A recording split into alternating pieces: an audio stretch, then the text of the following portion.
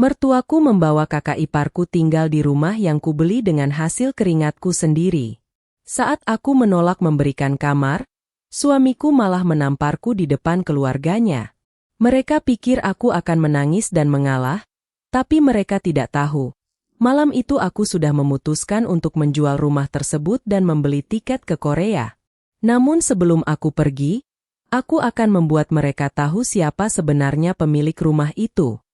Sebelum cerita ini dimulai, silakan tulis di kolom komentar dari mana teman-teman semua yang menonton cerita ini. Jangan lupa juga untuk like dan subscribe agar channel ini bisa semakin berkembang dan terus menghadirkan cerita-cerita yang lebih menarik lagi. Pagi itu, rumah sederhana bercat putih milik Fitri dan Rangga terlihat begitu tenang.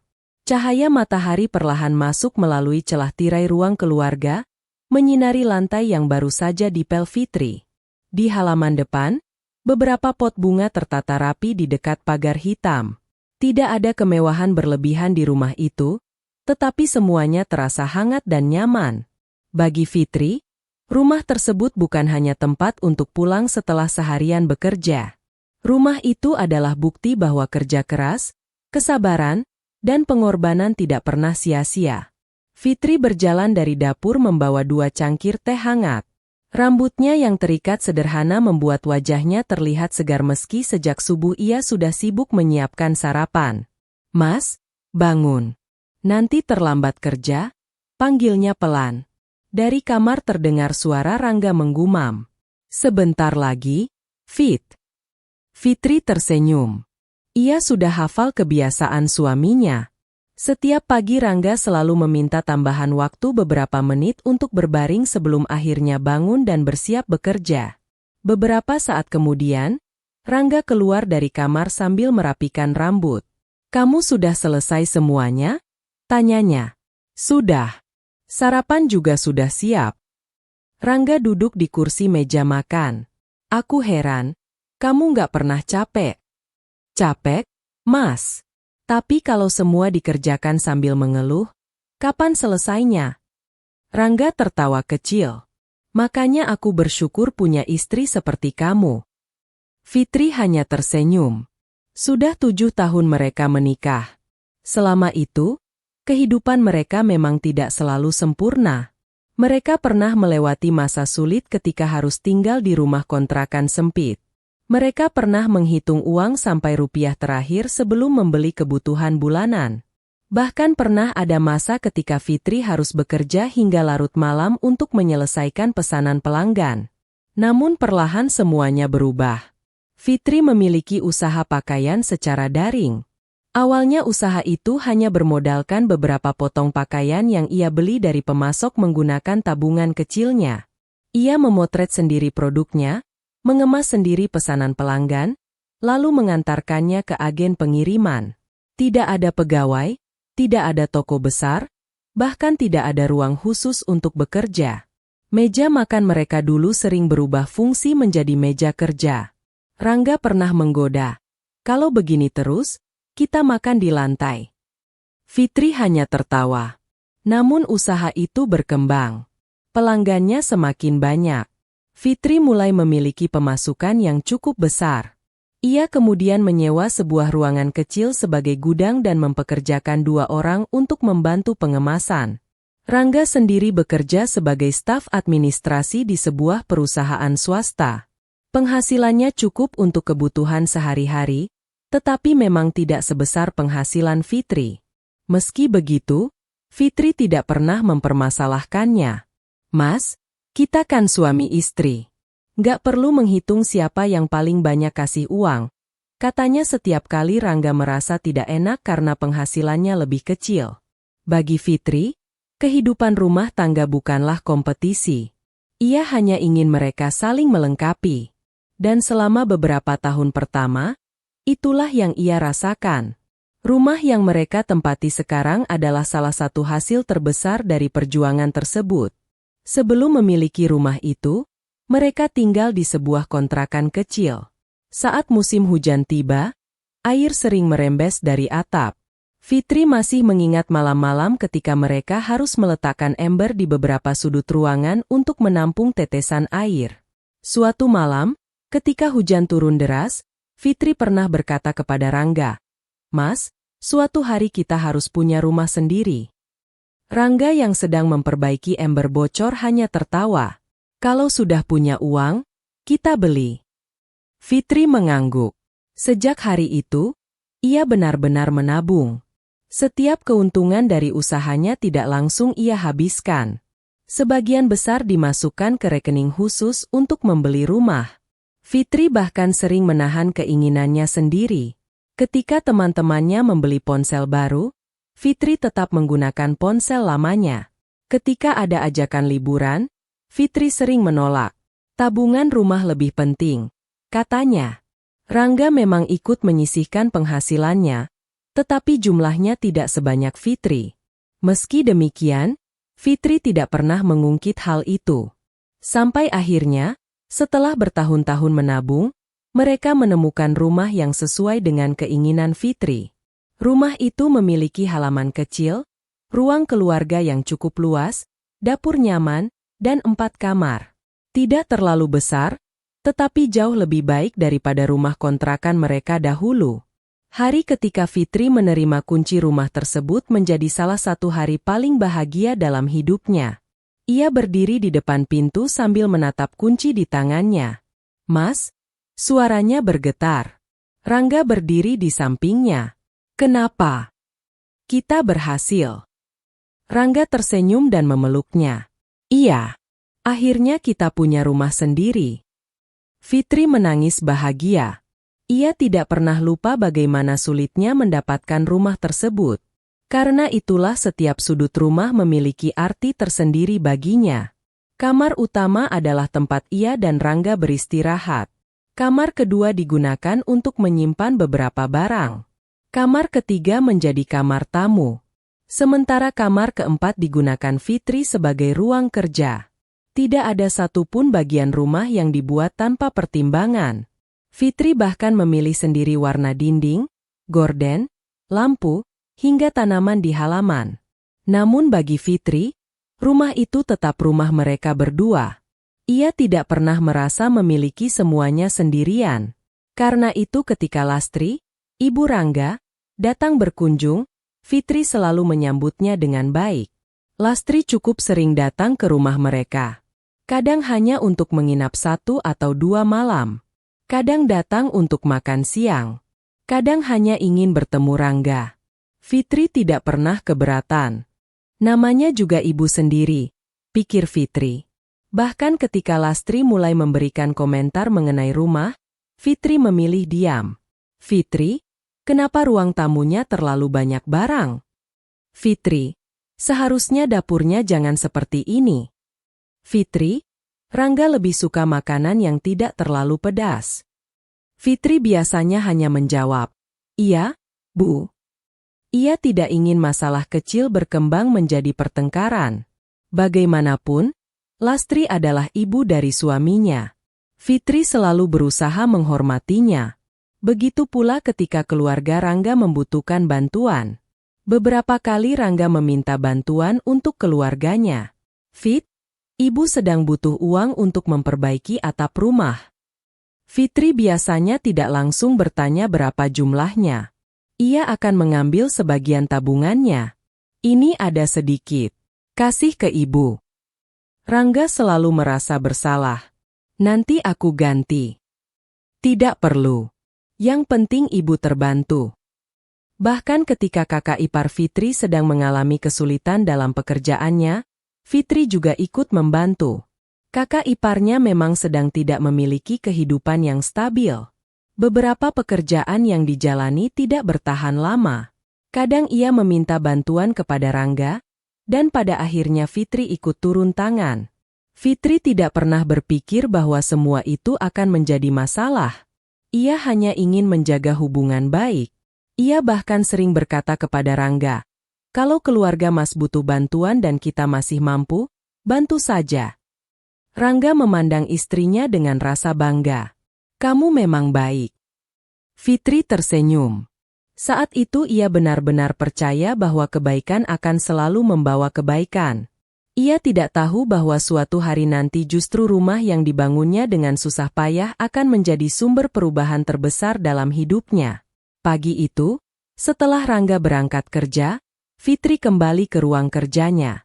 Di atas meja terdapat beberapa dokumen usaha, laptop, dan secangkir kopi yang mulai dingin. Ia membuka laptop dan memeriksa laporan penjualan. Angka-angka di layar membuatnya tersenyum. Usahanya semakin berkembang. Bahkan beberapa bulan terakhir ia mulai memiliki rencana baru. Ia ingin membuka pasar yang lebih luas. Namun sebelum itu, Fitri ingin mengambil waktu untuk dirinya sendiri. Sudah bertahun-tahun ia bekerja tanpa benar-benar menikmati hasil kerja kerasnya. Salah satu impiannya adalah pergi ke Korea. Ia sudah lama ingin melihat Seoul secara langsung. Ia ingin berjalan di tengah kota yang ramai, melihat gedung-gedung tinggi, mencoba makanan Korea, dan sekadar menikmati beberapa hari tanpa memikirkan pekerjaan. Ketika Rangga pulang sore itu, Fitri menunjukkan sesuatu di ponselnya. "Mas, lihat." Rangga mendekat. "Apa?" "Aku lagi cari paket liburan ke Korea." Rangga tertawa. "Korea?" "Iya. Aku pengen ke Seoul." "Sendirian?" "Ya enggaklah. Sama Mas." Rangga tersenyum. "Kapan?" "Mungkin beberapa bulan lagi." Rangga mengangguk. "Boleh, kalau uangnya cukup." Fitri tertawa kecil. "Uang kita cukup, Mas. Jangan khawatir." Malam itu mereka makan bersama sambil membicarakan rencana perjalanan. Semuanya terasa normal. Tidak ada pertengkaran. Tidak ada kecurigaan. Tidak ada tanda-tanda bahwa kehidupan mereka akan berubah. Setelah makan malam, Fitri membereskan meja. Rangga duduk di ruang keluarga sambil memainkan ponselnya. Tiba-tiba ponsel Rangga berdering. Nama Ibu Lastri muncul di layar. Rangga segera mengangkatnya. "Iya, Bu." Fitri tidak terlalu memperhatikan percakapan itu. Ia masih sibuk mencuci piring di dapur. Namun beberapa detik kemudian, ia mendengar suara Rangga berubah. "Besok." Fitri menghentikan tangannya. Rangga kembali berbicara. "Iya, Bu. Datang saja." Fitri mengeringkan tangannya dan berjalan menuju ruang keluarga. "Siapa, Mas?" Rangga menutup telepon. "Ibu. Mau datang?" Rangga mengangguk. "Iya." Fitri tersenyum. "Ya sudah. Besok aku siapin kamar tamu." Namun Rangga tidak langsung menjawab. Ada sesuatu dalam tatapannya yang membuat Fitri sedikit penasaran. "Ada apa?" Rangga menghela napas. "Ibu bilang besok datang bersama seseorang." "Siapa?" Rangga terdiam sebentar sebelum akhirnya menjawab. "Kakak." Fitri hanya mengangguk. "Ya sudah. Berarti kita siapkan kamar tamu." Ia kembali tersenyum dan berjalan menuju dapur tanpa menyadari bahwa kedatangan Lastri bersama kakak iparnya itu akan menjadi awal dari perubahan besar dalam kehidupan mereka. Malam semakin larut, sementara Fitri masih memikirkan rencana liburan ke Korea. Ia tidak tahu bahwa sebelum sempat menginjakan kaki di Seoul, dirinya akan terlebih dahulu dipaksa mengambil keputusan yang jauh lebih besar daripada sekadar membeli tiket pesawat. Keputusan untuk meninggalkan rumah yang selama ini ia bangun dengan keringatnya sendiri. Belum pernah terlintas sedikit pun di benak Fitri ketika pagi itu ia berdiri di depan pintu, menunggu kedatangan Lastri dan kakak iparnya. Matahari baru naik, udara masih terasa sejuk, dan suasana perumahan tampak seperti biasanya. Fitri bahkan sudah menyiapkan sarapan lebih banyak dari biasanya karena mengira kedatangan ibu mertuanya hanya sebentar. Ia memasak nasi, telur balado, sayur bening, serta ayam goreng kesukaan Lastri. Baginya, kedatangan keluarga suami bukan sesuatu yang harus dianggap sebagai beban. Sekitar pukul 9 pagi, sebuah mobil berhenti di depan rumah. Fitri segera keluar. "Assalamualaikum, Bu." "Waalaikumsalam," jawab Lastri sambil turun dari mobil. Fitri tersenyum dan membantu mengambil beberapa barang yang dibawa mertuanya. Namun ketika melihat orang kedua turun dari mobil, senyum Fitri perlahan berubah menjadi kebingungan. Kakak iparnya ikut turun sambil membawa 2 koper besar. Fitri menatap koper itu beberapa detik. "Mas, kakak mau menginap?" tanyanya kepada Rangga yang baru keluar dari rumah. Rangga mengangguk. "Iya." Fitri tersenyum tipis. "Oh, kalau menginap beberapa hari, nggak apa-apa. Kamar tamu masih kosong." Lastri justru tersenyum seolah ada sesuatu yang sudah direncanakan. "Bukan beberapa hari, Fit." Fitri berhenti melangkah. "Maksud ibu?"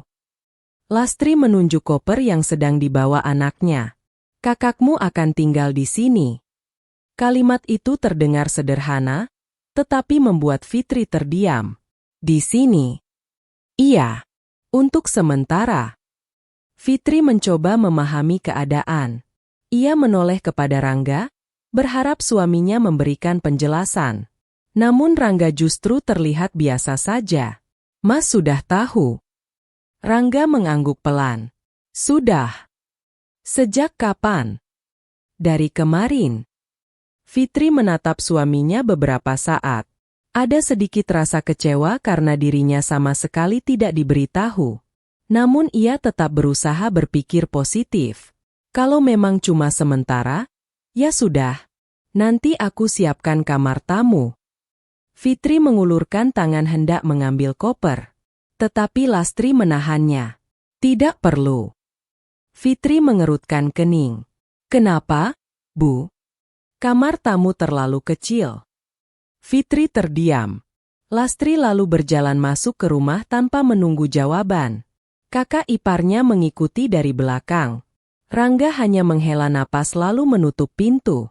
Fitri masih berdiri di dekat ruang tamu dengan perasaan yang mulai tidak nyaman. Ia mengikuti mereka. Lastri berjalan menuju lorong kamar. "Bu, mau kemana?" "Kamar ini." Lastri menunjuk kamar ketiga. "Itu kamar tamu." "Iya. Tapi barang kakakmu banyak. Kamar itu tidak cukup." Fitri mengangguk. "Kalau begitu kita bisa rapikan barang-barang di kamar kerja. Kakak bisa pakai kamar tamu, barangnya sebagian ditaruh di gudang." Lastri menggeleng. "Bukan itu maksud ibu." Fitri menatapnya. Lastri kemudian menunjuk kamar utama. "Kalau kakakmu tinggal di sini, lebih baik dia pakai kamar ini." Fitri sempat mengira dirinya salah dengar. "Kamar saya dan Mas?" "Iya." Suasana mendadak hening. Rangga yang sejak tadi berdiri di belakang ibunya akhirnya bicara. "Fit, cuma sementara." Fitri menatap suaminya. "Kenapa kamar kita? Kamar ini lebih luas." Fitri menarik napas panjang. "Mas, kalau memang kakak butuh kamar yang lebih nyaman, kenapa tidak pakai kamar tamu? Kita bisa atur barang-barangnya." Lastri langsung menyela. "Kamu ini kenapa sulit sekali mengalah?"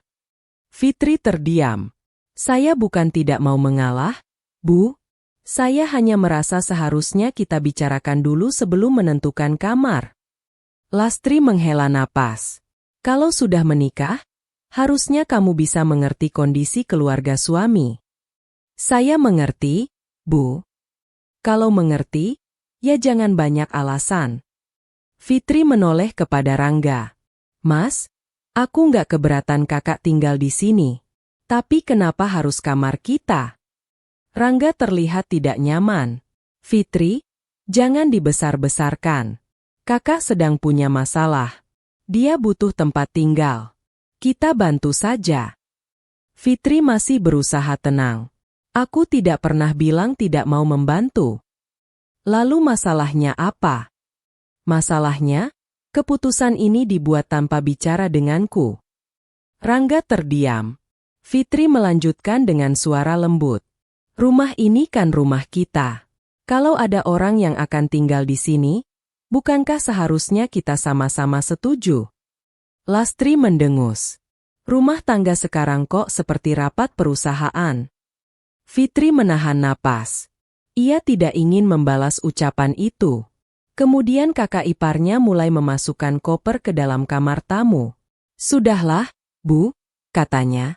"Kalau Fitri keberatan, saya bisa tidur di ruang keluarga." Fitri segera menjawab, "Bukan begitu, Kak. Aku cuma ingin semuanya dibicarakan baik-baik." Namun Lastri justru semakin keras. "Sudah, jangan pura-pura baik. Dari awal kamu memang tidak ingin keluarga Rangga tinggal di rumah ini."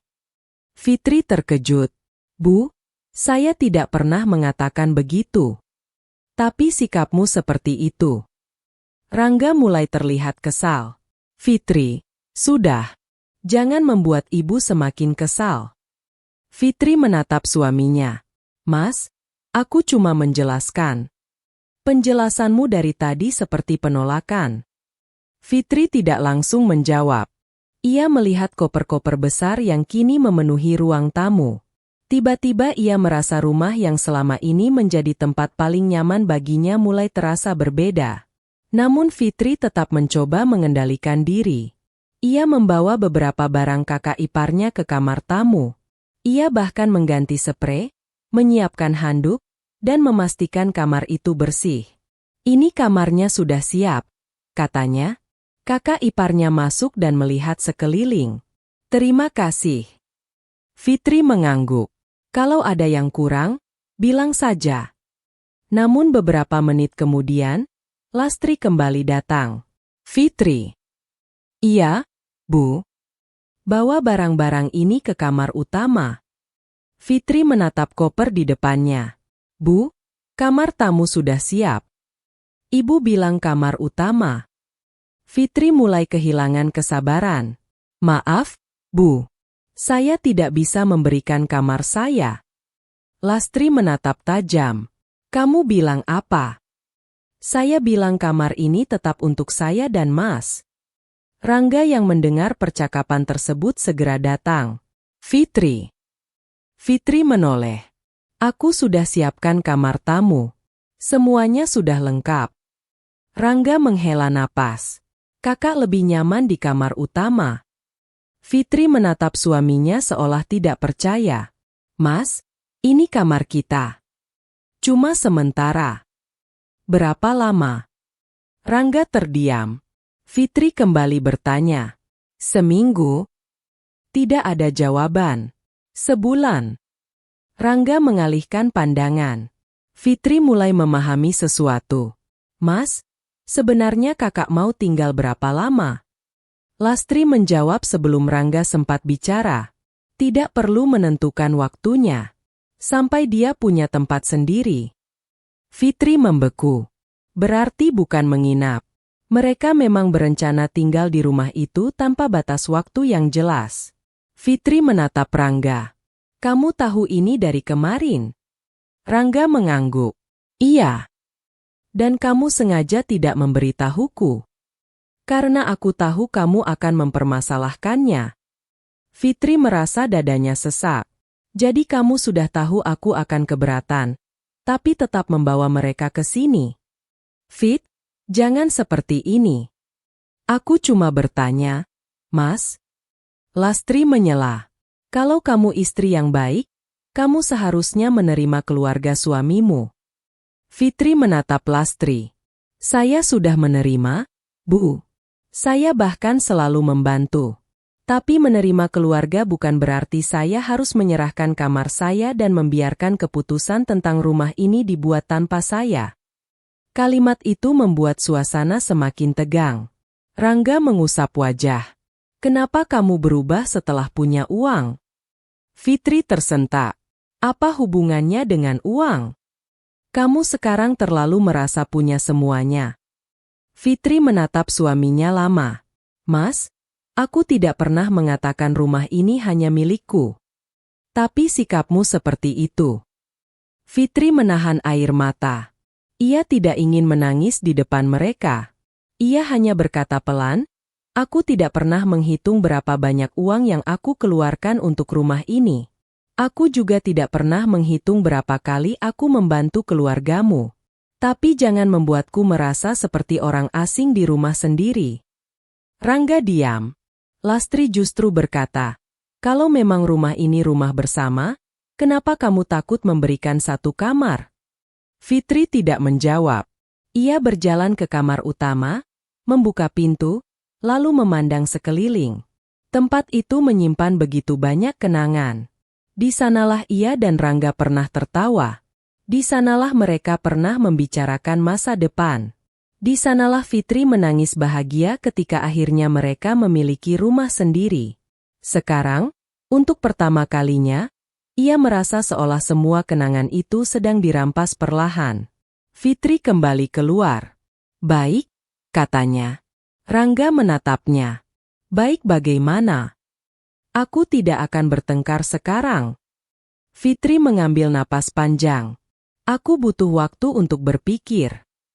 Rangga mengira masalah selesai. Namun ia tidak tahu bahwa sejak saat itu, Fitri mulai memperhatikan sesuatu yang sebelumnya tidak pernah ia pikirkan. Semua dokumen rumah, semua bukti pembayaran, dan semua hal yang berkaitan dengan kepemilikan rumah tersebut. Malam itu, ketika Lastri dan kakak iparnya sudah tidur, Fitri duduk sendirian di ruang kerja. Ia membuka laci paling bawah. Di sana tersimpan sebuah map berwarna coklat. Fitri mengambilnya perlahan. Di dalamnya terdapat dokumen-dokumen rumah yang selama bertahun-tahun tidak pernah ia periksa lagi. Ia membuka satu persatu. Lalu matanya berhenti pada sebuah dokumen kepemilikan. Nama yang tertulis di sana membuat Fitri terdiam cukup lama. Fitri. Bukan Rangga. Bukan Lastri. Hanya namanya. Fitri menutup map tersebut. Untuk pertama kalinya sejak pertengkaran tadi, wajahnya tidak lagi menunjukkan kebingungan. Ia hanya berbisik pelan, "Ternyata aku masih punya pilihan." Di kamar, Rangga sudah tertidur tanpa mengetahui bahwa keputusan membawa keluarganya ke rumah itu telah membuat istrinya mulai memikirkan masa depan dengan cara yang sama sekali berbeda. Dan pagi berikutnya, Fitri akan menerima perlakuan yang jauh lebih menyakitkan daripada sekadar kehilangan kamar. Dan ia belum tahu bahwa hari itu akan menjadi hari terakhir dirinya mempertahankan rumah tangga dengan cara yang sama seperti sebelumnya. Sejak bangun tidur, Fitri sudah merasakan suasana rumah yang berbeda. Biasanya suara langkah kaki dan aroma kopi membuat pagi terasa hangat, tetapi kali ini ia justru mendengar suara Lastri berbicara keras dari ruang keluarga. Kakak iparnya sudah duduk santai di sofa sambil menonton televisi, seolah-olah telah tinggal di sana selama bertahun-tahun. Fitri keluar dari kamar dengan wajah tenang. "Pagi, Bu." Lastri hanya melirik sekilas. "Pagi." Fitri kemudian menuju dapur. Ia mulai menyiapkan sarapan seperti biasa. Tangannya bergerak membuat telur, memanaskan lauk, dan menyiapkan teh untuk Rangga. Meski hatinya masih tidak nyaman, ia tidak ingin pagi itu dimulai dengan pertengkaran. Beberapa menit kemudian Rangga keluar dari kamar. "Pagi, Mas," sapa Fitri. "Pagi." Rangga duduk di meja makan. Fitri meletakkan piring di depannya. "Sarapan dulu." Rangga mengangguk. Namun baru beberapa suap, Lastri datang dari ruang keluarga. "Rangga, nanti setelah sarapan tolong bantu pindahkan barang-barang kakakmu." Fitri langsung menoleh. "Pindahkan kemana, Bu?" Lastri menjawab santai, "Ke kamar utama." Tangan Fitri yang sedang memegang sendok berhenti. "Bu, kemarin saya sudah bilang, kamar utama tetap saya dan Mas yang pakai." Lastri mendengus. "Kenapa kamu masih membahas itu?" "Karena masalahnya belum selesai." Rangga meletakkan sendoknya. "Fitri, jangan mulai lagi." Fitri menatap suaminya. "Aku tidak mulai apa-apa, Mas. Ibu yang meminta barang kakak dipindahkan. Kakak butuh kamar yang lebih nyaman. Kamar tamu juga nyaman." Lastri langsung menyela. "Kamu itu sebenarnya keberatan karena apa? Takut kamarmu dipakai sebentar." Fitri menarik napas. "Saya tidak keberatan keluarga tinggal di sini. Saya hanya tidak setuju kalau kamar kami diambil tanpa pembicaraan." Lastri menatap Rangga. Lihat, kan? Ibu sudah bilang, sejak punya uang, Fitri berubah. Fitri terdiam sejenak. Ucapan itu semakin sering ia dengar. Sejak punya uang. Seolah-olah semua kerja kerasnya justru membuat dirinya menjadi orang buruk. Rangga bangkit dari kursi. Fit, tolong jangan memperpanjang. Aku cuma ingin kamu membelaku sedikit, Mas. Dalam hal apa? Dalam hal menghargai keputusan kita sebagai suami istri. Rangga tertawa pendek. Keputusan kita? Kamu selalu bicara seperti rumah ini hanya milikmu. Fitri menatapnya. Aku tidak pernah bilang begitu. Tapi sikapmu begitu. Fitri menahan napas. Ia tidak ingin emosinya meledak. Kalau aku memang menganggap rumah ini hanya milikku, aku tidak akan pernah mengizinkan keluargamu datang dan tinggal di sini. Rangga menggeleng. Sudahlah. Ia mengambil kunci mobil dan bersiap pergi bekerja. Sebelum keluar, Fitri sempat berkata, Mas, nanti malam kita bicarakan baik-baik. Rangga tidak menjawab. Pintu tertutup. Fitri berdiri cukup lama di ruang keluarga. Ia kemudian kembali ke ruang kerjanya. Map coklat yang semalam dibukanya masih berada di atas meja. Fitri kembali memeriksa dokumen tersebut. Nama di sertifikat memang jelas tercantum atas namanya. Ia tidak merasa bangga. Justru ada rasa sedih. Selama ini ia menganggap rumah itu sebagai milik mereka berdua. Ia tidak pernah mempermasalahkan siapa yang membayar lebih banyak. Ia bahkan tidak pernah menggunakan dokumen tersebut untuk merendahkan Rangga. Namun kini, ketika dirinya mulai diperlakukan seolah-olah tidak memiliki hak apapun, dokumen itu menjadi satu-satunya pengingat bahwa ia masih memiliki kendali atas hidupnya sendiri. Siang berlalu tanpa kejadian besar. Namun ketika Rangga pulang sore hari, masalah kembali muncul. Lastri sudah mengeluarkan sebagian barang Fitri dari lemari kecil di kamar utama. Fitri yang baru keluar dari kamar mandi langsung terkejut melihat beberapa kotak berisi barang pribadinya berada di lorong. Ini siapa yang mengeluarkan barang saya? Lastri menjawab dari ruang keluarga. Ibu. Fitri berjalan mendekat. Kenapa? Karena kamar ini akan dipakai kakakmu. Fitri menatap Rangga yang baru saja masuk. Mas. Rangga diam. Mas tahu? Iya. Fitri menggeleng pelan. Kenapa kalian melakukan ini? Lastri langsung menjawab, jangan gunakan kata kalian. Ini keputusan keluarga. Fitri menatap Lastri. Kalau begitu, saya bukan keluarga. Suasana langsung hening. Kakak iparnya yang sedang duduk di sofa menundukkan kepala. Lastri terlihat tersinggung. Jangan memutarbalikkan ucapan ibu. Saya tidak memutarbalikkan apapun, Bu. Fitri menunjuk barang-barangnya. Kalau memang saya keluarga, kenapa barang saya dikeluarkan tanpa izin? Rangga maju. Fitri, sudah. Kita pindahkan saja barang-barangmu ke kamar lain. Fitri menatapnya tidak percaya. Kamar mana? Kamar kerja. Itu tempat aku bekerja. Bisa dipindahkan. Kemana?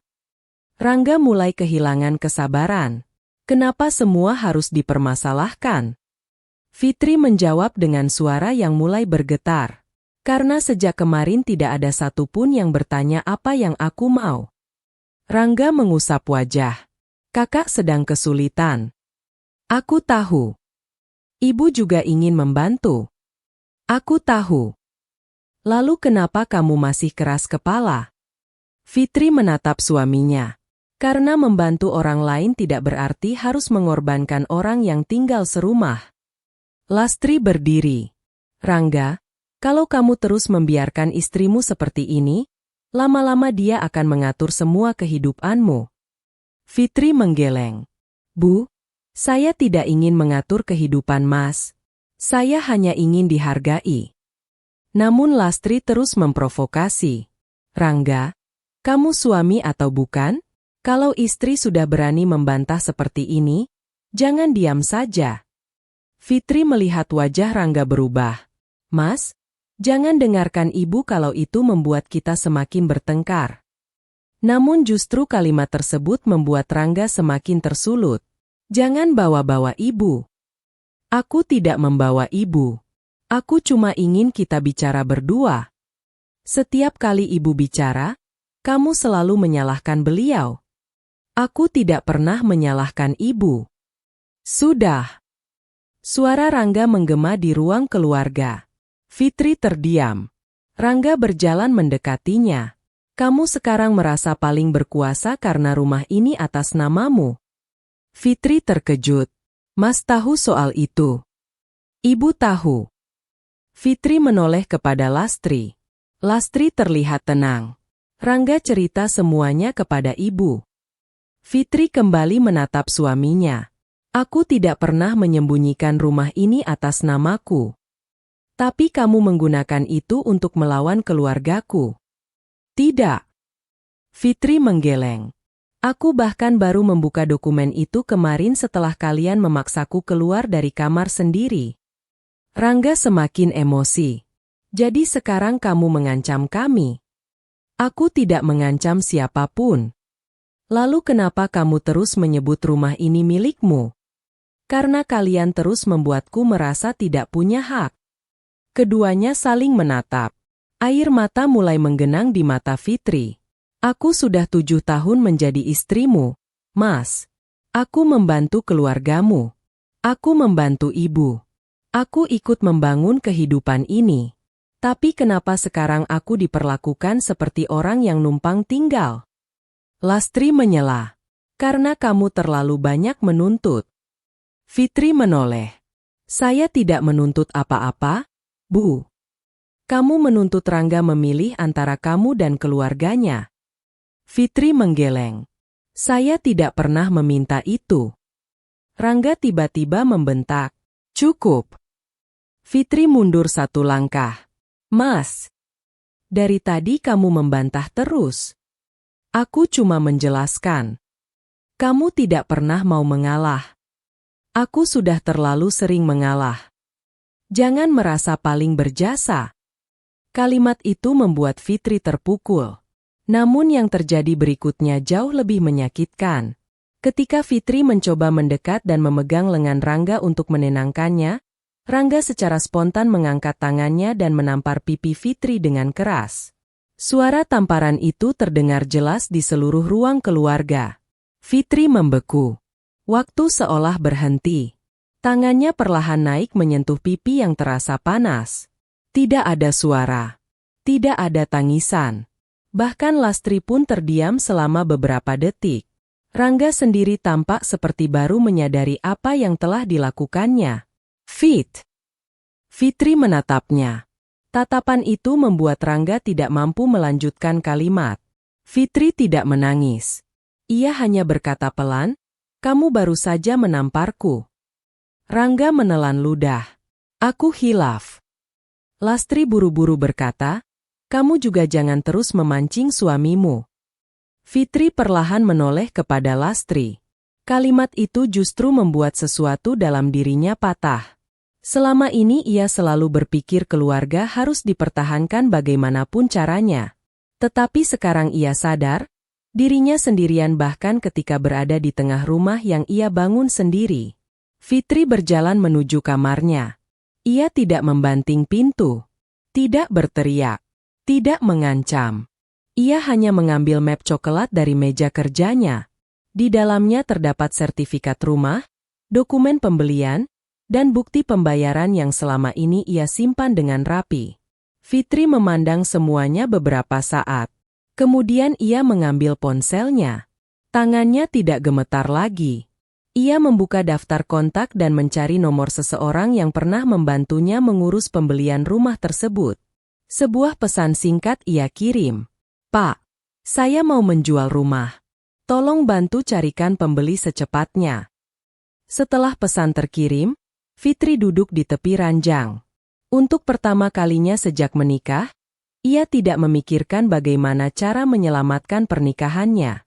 Ia justru mulai memikirkan bagaimana cara menyelamatkan dirinya sendiri. Di luar kamar, Rangga masih berdiri dalam diam. Ia mungkin mengira Fitri akan menangis, marah, lalu akhirnya memaafkannya seperti biasa. Namun malam itu berbeda. Fitri sudah mengambil keputusan. Jika rumah yang ia bangun dengan keringatnya sendiri ternyata hanya dianggap sebagai tempat untuk menampung keluarga suaminya, maka rumah itu tidak akan lagi menjadi tempat mereka bergantung. Fitri menatap sertifikat di tangannya dan berbisik pelan. Kalau mereka menganggap rumah ini milik keluarga Rangga, aku akan menunjukkan siapa pemilik sebenarnya.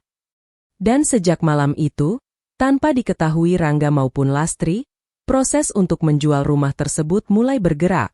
Pagi harinya, Fitri bangun sebelum siapapun di rumah itu terjaga. Pipi yang semalam ditampar Rangga masih terasa sedikit nyeri, tetapi rasa sakit itu tidak lagi menjadi hal yang paling mengganggunya. Yang jauh lebih menyakitkan adalah kenyataan bahwa selama bertahun-tahun ia mempertahankan rumah tangga dengan penuh kesabaran. Sementara ketika dirinya meminta sedikit penghargaan, ia justru diperlakukan seperti orang asing. Fitri duduk di meja makan sambil membuka ponselnya. Pesan dari seorang agen properti sudah masuk. Bu Fitri, saya sudah membaca dokumen yang ibu kirim. Kalau benar rumah tersebut atas nama ibu dan tidak sedang dalam sengketa, saya bisa datang pagi ini untuk melihat kondisi rumah. Fitri membalas singkat. Silakan datang. Setelah itu ia meletakkan ponsel dan menarik napas panjang. Ia tahu keputusan ini akan mengubah hidupnya. Namun ia juga tahu bahwa dirinya tidak bisa terus tinggal di tempat yang setiap sudutnya mulai mengingatkan pada penghinaan. Sekitar pukul 10 pagi, seorang pria bernama Pak Dedi datang bersama asistennya. Fitri mengajaknya melihat seluruh bagian rumah. Mereka memeriksa kondisi bangunan, halaman, kamar, dapur, hingga ruang kerja. Rumahnya terawat sekali, Bu, kata Pak Dedi. Dulu saya yang mengurus semuanya. Pak Dedi mengangguk. Kalau dokumennya lengkap, rumah seperti ini cukup mudah dipasarkan. Fitri menyerahkan salinan dokumen kepemilikan. Pak Dedi membacanya dengan teliti. Nama pemiliknya ibu sendiri. Iya. Tidak ada nama suami. Tidak. Pak Dedi mengangguk pelan. Kalau begitu secara administrasi jauh lebih mudah. Fitri hanya mengangguk. Ia tidak merasa menang. Justru ada rasa sedih ketika mendengar penjelasan itu. Rumah yang selama ini dianggap sebagai tempat membangun keluarga kini sedang ia persiapkan untuk ditinggalkan. Namun Fitri tidak ingin lagi menoleh ke belakang. Siang harinya, Rangga pulang lebih cepat karena ada sesuatu yang tertinggal di rumah. Begitu masuk, ia melihat seorang pria sedang berbicara dengan Fitri di ruang keluarga. Siapa dia? Fitri menoleh. Pak Dedi, agen properti. Rangga mengerutkan kening. Agen properti? Iya. Untuk apa? Fitri menatap suaminya dengan tenang. Aku mau menjual rumah ini. Rangga terdiam. Untuk beberapa detik, wajahnya seperti kehilangan kata-kata. Kamu bercanda. Tidak. Fitri, jangan bercanda soal seperti ini. Aku tidak bercanda. Rangga melangkah mendekat. Kamu tidak bisa menjual rumah ini begitu saja. Fitri menatapnya. Kenapa? Karena ini rumah kita. Fitri mengangguk. Aku tahu. Kalau tahu, kenapa mau menjualnya? Karena aku pemiliknya. Rangga langsung terdiam. Pak Dedi yang menyadari suasana mulai tidak nyaman memilih meminta izin untuk keluar sebentar. Setelah pria itu pergi, Rangga menatap Fitri dengan wajah penuh kemarahan. Kamu benar-benar mau melakukan ini? Fitri mengangguk. Iya. Karena kejadian kemarin. Fitri tersenyum pahit. Bukan cuma karena tamparan. Lalu, karena setelah 7 tahun, aku baru sadar bahwa kalian tidak pernah melihat rumah ini seperti aku melihatnya. Rangga menghela napas. Fitri, aku minta maaf. Fitri diam. Aku hilaf. Ya. Aku benar-benar menyesal. Aku tahu. Kalau begitu jangan jual rumah. Fitri menatapnya. Kenapa? Karena kita bisa memperbaiki semuanya. Fitri menggeleng. Aku sudah mencoba memperbaiki terlalu banyak hal, Mas. Rangga semakin panik. Lalu kamu mau kemana? Fitri tidak langsung menjawab. Ia kembali menatap rumah yang selama ini menjadi tempat mereka tinggal. Aku mau pergi. Pergi kemana? Fitri tersenyum tipis. Korea. Rangga tertawa kecil karena mengira istrinya sedang bercanda. Korea. Iya. Kamu serius? Serius. Rangga menggeleng. Fitri, jangan mengambil keputusan saat sedang emosi. Aku tidak sedang emosi. Fitri menunjuk map yang berada di atas meja. Semalam aku tidak tidur. Aku memikirkan semuanya. Aku sudah terlalu lama hidup hanya untuk memastikan semua orang nyaman. Sekarang aku ingin memikirkan diriku sendiri. Rangga terdiam. Sore itu Lastri mengetahui rencana tersebut. Begitu mendengar rumah akan dijual, wajahnya berubah. Tidak bisa. Fitri yang sedang menyusun beberapa dokumen hanya menatapnya. Kenapa tidak bisa, Bu? Rumah ini rumah Rangga. Dokumennya atas nama saya. Lastri langsung membalas, tapi Rangga suamimu. Iya. Berarti rumah ini juga miliknya. Fitri menggeleng. Kalau ibu ingin membicarakan kepemilikan, kita bisa membicarakannya dengan notaris. Saya tidak ingin berdebat. Lastri terlihat semakin marah. Kamu tega mengusir anak saya sendiri. Fitri menatap mertuanya. Saya tidak mengusir siapapun. Kamu menjual rumah tempat anak saya tinggal. Karena rumah ini milik saya. Lastri terdiam. Untuk pertama kalinya, ia tidak memiliki jawaban. Kakak ipar Fitri yang sejak awal berada di rumah itu juga mulai gelisah. Kalau rumah dijual, kita tinggal di mana? Tidak ada yang menjawab. Pertanyaan sederhana itu justru membuat semua orang menyadari kenyataan. Selama ini mereka terlalu yakin Fitri akan selalu mengalah. Mereka mengira Fitri akan menangis, marah, lalu akhirnya kembali menjalani semuanya seperti biasa. Namun kali ini Fitri berbeda. Beberapa hari kemudian, rumah tersebut resmi dipasarkan. Tidak butuh waktu lama sampai ada calon pembeli yang datang. Lokasinya strategis, bangunannya masih sangat bagus, dan dokumen kepemilikannya jelas. Rangga berusaha menggagalkan transaksi. Ia bahkan mengatakan kepada calon pembeli bahwa rumah itu masih menjadi masalah keluarga. Namun Fitri sudah mempersiapkan semuanya. Kalau ada keberatan secara hukum, silakan disampaikan melalui jalur yang benar, kata Fitri kepada Rangga. Rangga hanya diam. Ia sadar bahwa dirinya tidak memiliki dasar untuk menghentikan penjualan. Pada hari penandatanganan, Fitri datang dengan pakaian sederhana. Tangannya menggenggam map berisi dokumen. Rangga datang menyusul. Fitri menoleh. Aku benar-benar minta kamu berpikir sekali lagi. Aku sudah berpikir berkali-kali. Aku bisa berubah. Fitri tersenyum kecil. Mas, perubahan tidak seharusnya datang setelah semuanya hancur. Rangga menunduk. Aku mencintaimu. Fitri terdiam cukup lama. Aku juga pernah sangat mencintaimu. Pernah. Fitri mengangguk. Sekarang aku lebih mencintai diriku sendiri. Kalimat itu membuat Rangga tidak mampu menjawab. Proses transaksi akhirnya selesai. Ketika uang hasil penjualan masuk ke rekening Fitri, ia tidak merasa seperti orang yang baru mendapatkan kekayaan besar.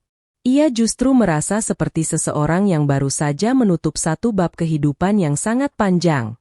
Fitri berdiri di halaman rumah untuk terakhir kalinya. Ia melihat pohon kecil yang dulu ia tanam bersama Rangga. Melihat teras tempat mereka pernah minum kopi. Melihat jendela tempat ia sering menunggu suaminya pulang, air mata akhirnya jatuh. Namun bukan karena menyesal. Ia menangis karena menyadari betapa banyak kenangan yang harus ia tinggalkan. Rangga berdiri beberapa meter di belakangnya. "Kamu benar-benar pergi?" Fitri mengangguk. "Besok. Ke Korea." "Iya." "Kamu sudah beli tiket?" Fitri tersenyum. "Sudah." Rangga tidak berkata apa-apa. Fitri mengambil koper yang sudah disiapkan sejak malam sebelumnya. Sebelum keluar, ia menatap rumah itu sekali lagi. "Dulu aku pikir rumah ini adalah tempat terakhirku pulang." Ia menarik napas. "Ternyata rumah ini justru menjadi tempat aku belajar kapan harus pergi." Setelah menyerahkan kunci kepada pemilik baru, Fitri masuk ke mobil. Rangga masih berdiri di depan pagar. Tidak ada pelukan. Tidak ada permintaan agar Fitri tinggal. Tidak ada lagi kata-kata yang mampu mengubah keputusan. Mobil bergerak meninggalkan perumahan. Untuk pertama kalinya setelah bertahun-tahun, Fitri tidak tahu persis apa yang menunggunya di depan. Tetapi ia tahu satu hal. Ia tidak akan kembali. Keesokan paginya, Fitri tiba di bandara dengan 2 koper dan sebuah tas kecil. Ia memeriksa paspor, tiket, lalu melihat layar keberangkatan. Tujuan, Seoul, Korea Selatan. Fitri tersenyum. Ponselnya bergetar. Pesan dari Rangga. "Fit, kalau kamu masih punya sedikit rasa untuk keluarga ini, pulanglah." Fitri membaca pesan itu sampai selesai. Kemudian ia mematikan layar. Tidak ada balasan. Pengumuman keberangkatan terdengar.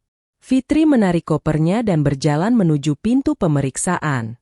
Di belakangnya, semua kenangan tentang rumah itu perlahan tertinggal. Di depannya, ada sebuah negara asing, kehidupan baru, dan masa depan yang belum pernah ia bayangkan. Dan saat pesawat mulai meninggalkan landasan, Fitri menatap keluar jendela. Untuk pertama kalinya, ia tidak lagi merasa kehilangan rumah.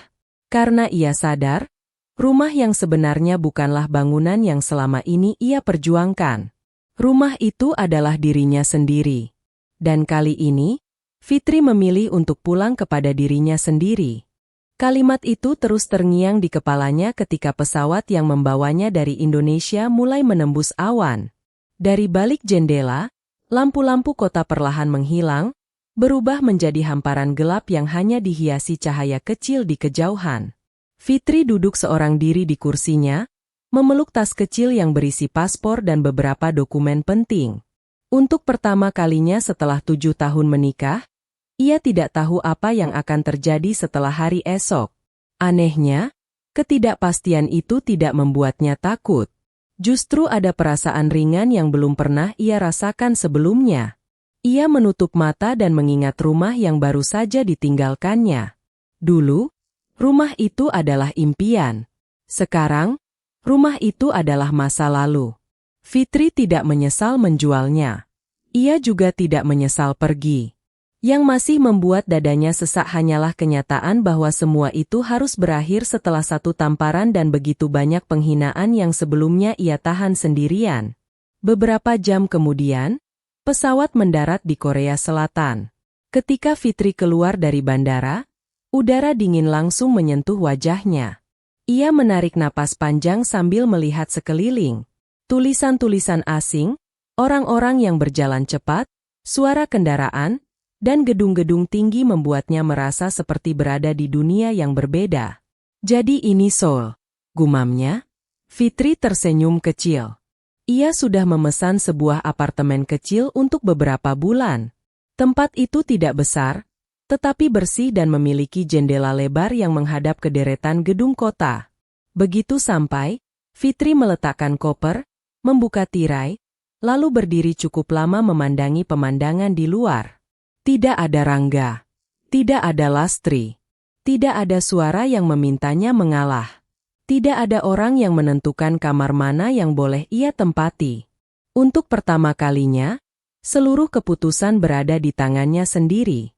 Fitri kemudian mengambil ponsel.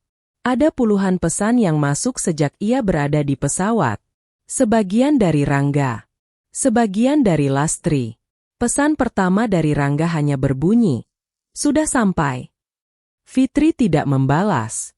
Pesan kedua datang beberapa menit kemudian. "Fit, kita harus bicara." Lalu pesan ketiga, "Aku minta maaf." Fitri membaca semuanya. Tidak ada kemarahan di wajahnya. Hanya rasa lelah. Ia kemudian mematikan ponselnya dan memilih tidur. Keesokan harinya, Fitri mulai menyusun kehidupannya dari awal. Ia tidak datang ke Korea hanya untuk melarikan diri dari masalah. Ia membawa rencana yang sudah lama ada di kepalanya. Selama bertahun-tahun, usaha pakaian miliknya berkembang karena kerja keras. Kini ia ingin mengembangkan bisnis tersebut ke pasar yang lebih luas. Fitri menghubungi beberapa kenalan bisnis yang sebelumnya sudah pernah membicarakan peluang kerjasama. Ia mulai mencari pemasok, mempelajari pasar, dan menyusun strategi baru. Hari-harinya perlahan terisi. Pagi digunakan untuk bekerja. Siang untuk mencari peluang bisnis. Malam untuk berjalan-jalan menikmati kota. Seminggu kemudian, Fitri duduk di sebuah kafe kecil sambil membuka laptop.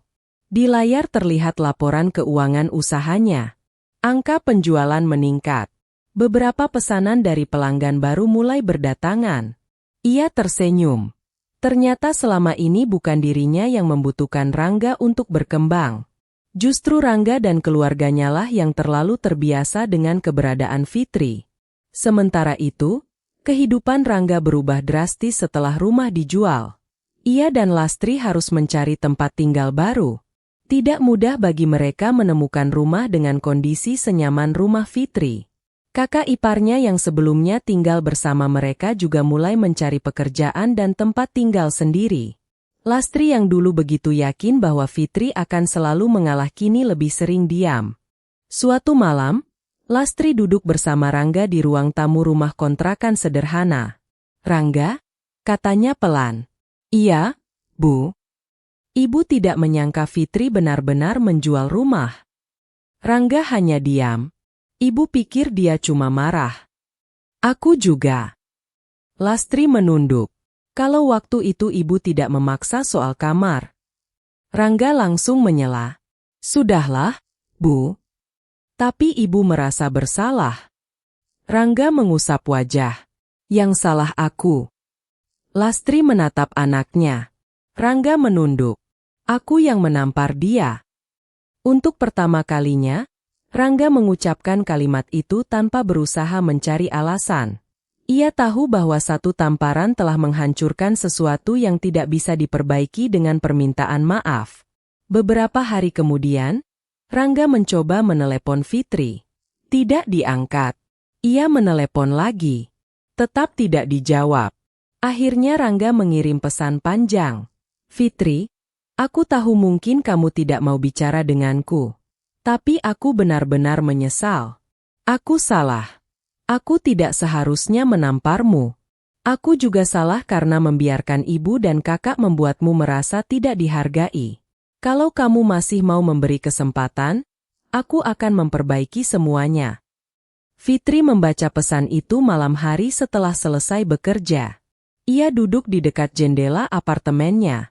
Lampu kota Seoul terlihat berkilauan.